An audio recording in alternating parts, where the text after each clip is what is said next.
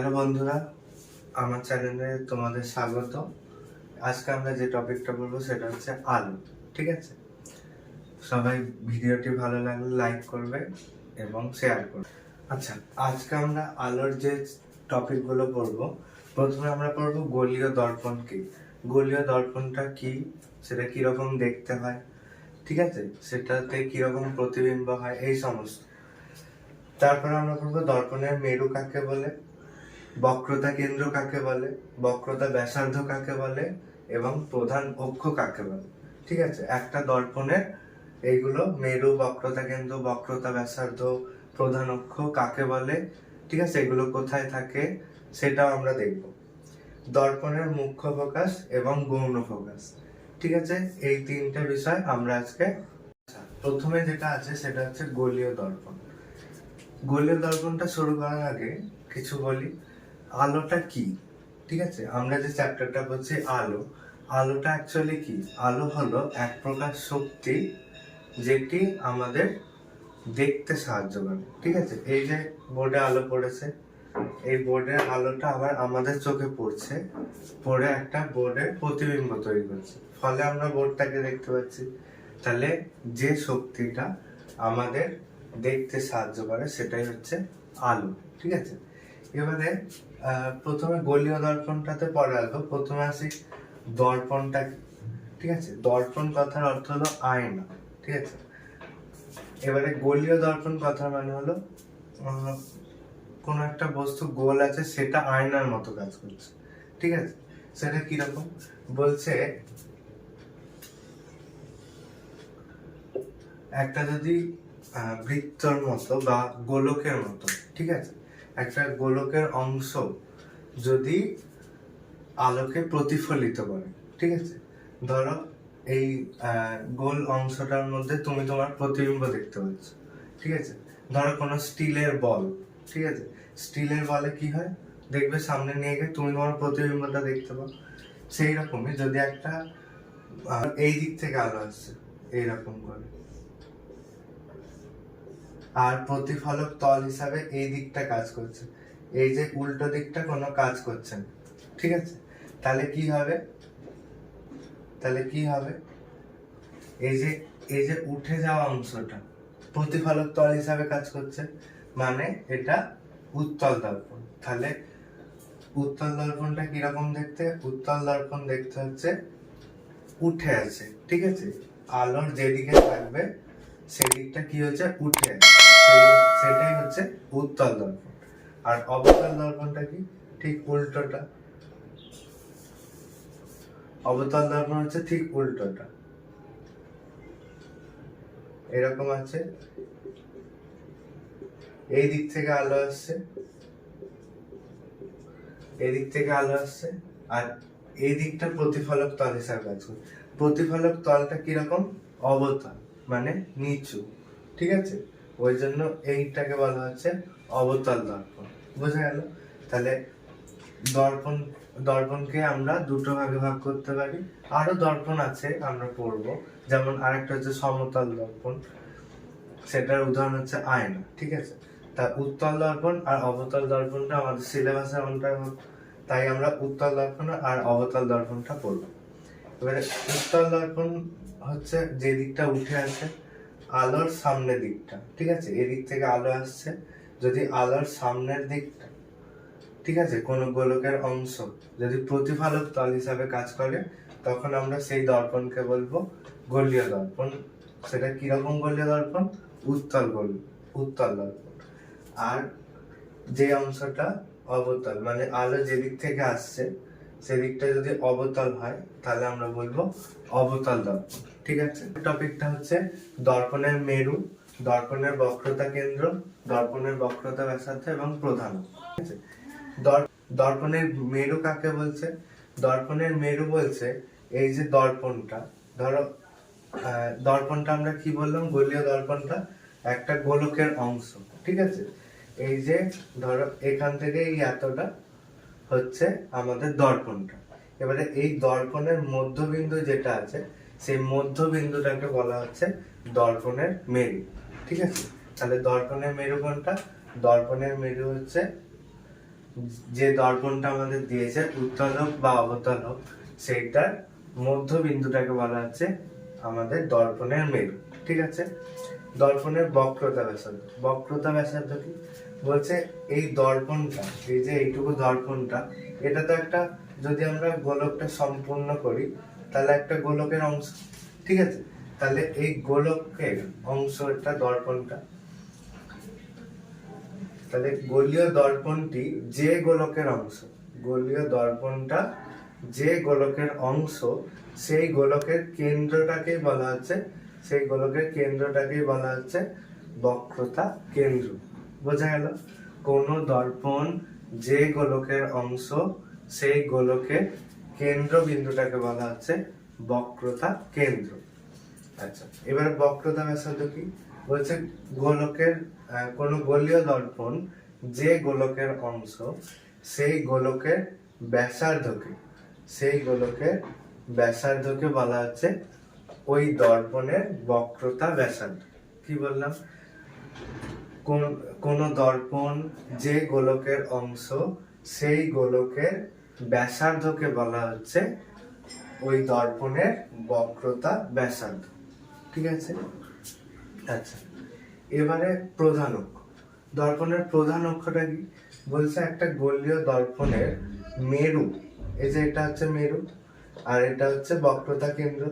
এই যে মেরু এবং বক্রতা কেন্দ্র সংযোগকারী যে সরলরেখা, তাকে যদি আমরা বর্ধিত করি, ঠিক আছে, তাকে যদি আমরা বর্ধিত করি, যে অক্ষটা পাই সেটাই হচ্ছে দর্পণের প্রধান অক্ষ। ঠিক আছে, তাহলে দর্পণের মেরু এবং দর্পণের বক্রতা কেন্দ্র সংযোগকারী সরলরেখাকে যদি আমরা বর্ধিত করি, তাহলে যে অক্ষটা পাওয়া যায় সেটাই হচ্ছে প্রধান অক্ষ। ঠিক আছে, এবার আমরা কি করবো? এবারে করবো আমরা দর্পণের মুখ্য ফোকাস। ঠিক আছে, আমরা জেনেছিলাম দু ধরনের গোলীয় দর্পণ হয়, একটা হচ্ছে উত্তল দর্পণ আর একটা হচ্ছে অবতল দর্পণ। তাহলে প্রথমে আসি অবতল দর্পণের মুখ্য ফোকাস। ঠিক আছে, এটা হচ্ছে অবতল দর্পণ। কি করে বুঝলাম এটা অবতল দর্পণ? কারণ এই দিক থেকে এই যে লাল আলোক রশ্মি গুলো আছে, এইগুলো হচ্ছে আলোক রশ্মি। আলোক রশ্মি এদিক থেকে আসছে, এদিক থেকে আসছে, তাহলে এদিকটা কিরকম? দর্পণটা অবতল, তাহলে এটা অবতল দর্পণ। ঠিক আছে, আচ্ছা, এবারে এই যে বিন্দুটা, এটা হচ্ছে পি বা মেরু। ঠিক আছে, এটা হচ্ছে দর্পণের মেরু, কারণ দর্পণের একদম মধ্যবিন্দুটাকে মেরু বলা হয়, তাহলে এটা হচ্ছে মেরু। ঠিক আছে, আর এই যে কালো লাইনটা আছে, এটা হচ্ছে দর্পণের বক্রতা ব্যাসার্ধ বা প্রধান অক্ষটা। ঠিক আছে, এবার অবতল দর্পণের মুখ্য ফোকাস কাকে বলছে? বলছে কোনো আলোক রশ্মি। ঠিক আছে, আলোক রশ্মিটা কিরকম হতে হবে? এটা প্রধান অক্ষ, প্রধান অক্ষের কিরকম আছে আলোক রশ্মিগুলো? সমান্তরাল ভাবে আছে। ঠিক আছে, সমান্তরাল ভাবে আছে। এবারে তাহলে কোন আলোক রশ্মি গুচ্ছ, ঠিক আছে, এখানে একটা আলোক রশ্মি নয়, অনেকগুলো আলোক রশ্মি, তাহলে কোন আলোক রশ্মি গুচ্ছ প্রধান অক্ষের সমান্তরালে, প্রধান অক্ষের সমান্তরালে এসে অবতল দর্পণে আপতিত হয়ে, আপতিত হয়ে, দেখো এখানে একবার আপতিত হয়েছে, এখানে আপতিত হয়েছে, এখানে আপতিত হয়েছে, এখানে আপতিত হয়েছে, আপতিত হয়ে, ঠিক আছে, আপতিত হয়ে প্রধান অক্ষের ওপর যে বিন্দুতে মিলিত হয়, এই যে প্রধান অক্ষ কালো লাইনটা, এটার উপরে একটা বিন্দুতে এই যে সব সমান্তরাল আলোক রশ্মিগুলো মিলিত হয়েছে, তাহলে প্রধান অক্ষের ওপর যে নির্দিষ্ট বিন্দুতে মিলিত হয় সেই বিন্দুটাকেই বলবো ওই অবতল দর্পণের মুখ্য ফোকাস। ঠিক আছে, তাহলে আরেকবার বলছি, অবতল দর্পণের প্রধান অক্ষের সমান্তরালে কোন আলোক রশ্মি গুচ্ছ আপতিত হয়ে প্রতিফলনের পর প্রধান অক্ষের ওপর যে নির্দিষ্ট বিন্দুতে মিলিত হয় সেই বিন্দুটিকেই বলা হয় অবতল দর্পণের মুখ্য ফোকাস। ঠিক আছে, তাহলে একটা নির্দিষ্ট বিন্দুতে মিলিত হচ্ছে, সেই বিন্দুটাকে বলা হচ্ছে অবতল দর্পণের মুখ্য ফোকাস। ঠিক আছে, অবতলটা তাহলে হলো। এবার আসো উত্তল। আচ্ছা, এবারে উত্তল দর্পণের মুখ্য ফোকাস কি?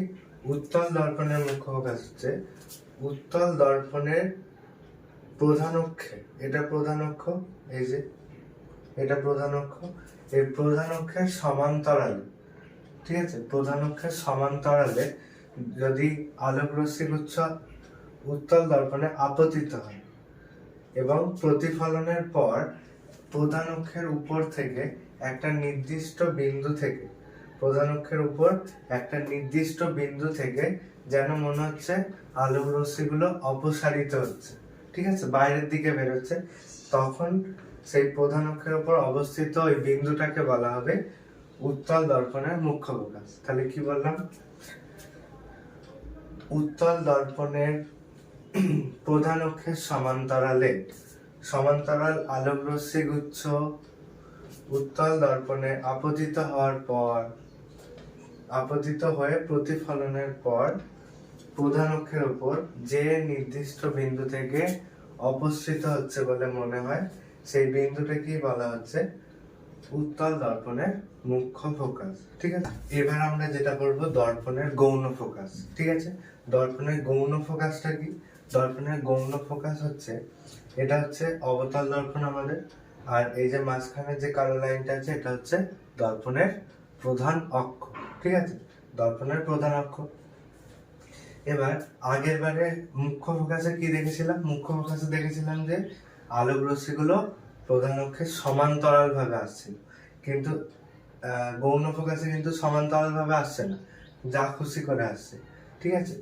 তাহলে অবতল দর্পণে কোন সমান্তরাল আলোক রশ্মি গুচ্ছ অবতল দর্পণে আপতিত হয়ে, এই যে এই বিন্দুগুলোতে আপতিত হচ্ছে, বিন্দুগুলোতে আপতিত হয়ে প্রতিফলনের পর প্রধান অক্ষের উপর, ঠিক আছে, প্রধান অক্ষের উপরিতলে যে বিন্দুতে মিলিত হয়, ঠিক আছে, যে বিন্দুতে মিলিত হয় সেই বিন্দুটাকেই বলা হচ্ছে ওই দর্পণের গৌণ ফোকাস, ঠিক আছে, অবতল দর্পণের গৌণ ফোকাস। তাহলে কি বললাম? বলছে এই একটা অবতল দর্পণ, দর্পণের কোন সমান্তরাল আলোক রশ্মি গুচ্ছ, এই আলোক রশ্মি গুচ্ছ পরস্পর সমান্তরাল, ঠিক আছে, কোন সমান্তরাল আলোক রশ্মি গুচ্ছ অবতল দর্পণে আপতিত হয়ে প্রতিফলনের পর প্রধান অক্ষের উপরিতলে, উপর নয় উপরিতলে যে বিন্দুতে মিলিত হয়, প্রধান অক্ষের উপরিতলে যে বিন্দুতে মিলিত হয় সেই বিন্দুটাকে আমরা কি বলবো? সেই বিন্দুটাকে বলা হচ্ছে অবতল দর্পণের গৌণ ফোকাস, ঠিক আছে। আচ্ছা, উত্তল দর্পণে, এবার উত্তল দর্পণের ক্ষেত্রে কি?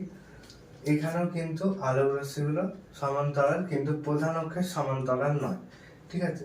তাহলে সমান্তরাল আলোক রশ্মি গুচ্ছ অবতল দর্পণে আপতিত হয়ে প্রতিফলনের পর প্রধান অক্ষের উপর দিকে, ঠিক আছে, প্রধান অক্ষের উপরিতলে যে বিন্দু থেকে অপসৃত হচ্ছে বলে মনে হয়, যে বিন্দু থেকে অপসৃত হচ্ছে বলে মনে হয় সেই বিন্দুটাকে কি বলা হচ্ছে? সেই বিন্দুটাকে বলা হচ্ছে দর্পণের গৌণ ফোকাস বা উত্তল দর্পণের গৌণ ফোকাস, ঠিক আছে। এবার এই যে গৌণ ফোকাস, এটা ধরো অবতল দর্পণ, ঠিক আছে। এবার দর্পণের গৌণ ফোকাস তো এখানেও হতে পারে, এখানেও হতে পারে, যে কোনো বিন্দুতে হতে পারে, ঠিক আছে। তাহলে এটা এই দিক থেকে এসছে বলে এই উপরে, যদি এই দিক থেকে আসছে তাহলে এই দিকে হতো। এইরকম ভাবেই গৌণ ফোকাস হয় অনেকগুলো, অসংখ্য হয়, ঠিক আছে, আমরা ভাবতেও পারবো না এতগুলো। তাহলে উত্তল দর্পণের ক্ষেত্রেও এই যে এখানে মিলিত হতে পারে, এখানে এখানে সব ক্ষেত্রে, ঠিক আছে। তাহলে গৌণ ফোকাস কতগুলো হয়? একটা দর্পণের গৌণ ফোকাস অনেকগুলো হয়, ঠিক আছে, একটা দর্পণের গৌণ ফোকাস অনেকগুলো হয়। আর মুখ্য ফোকাস কটা হয়? মুখ্য ফোকাস একটাই হয়, সেটা প্রধান অক্ষের উপরে, ঠিক আছে। আর গৌণ ফোকাস হয় প্রধান অক্ষে নয়, প্রধান অক্ষের উপরিতলে, ঠিক আছে, প্রধান অক্ষের উপরিতলে হয় গৌণ ফোকাস।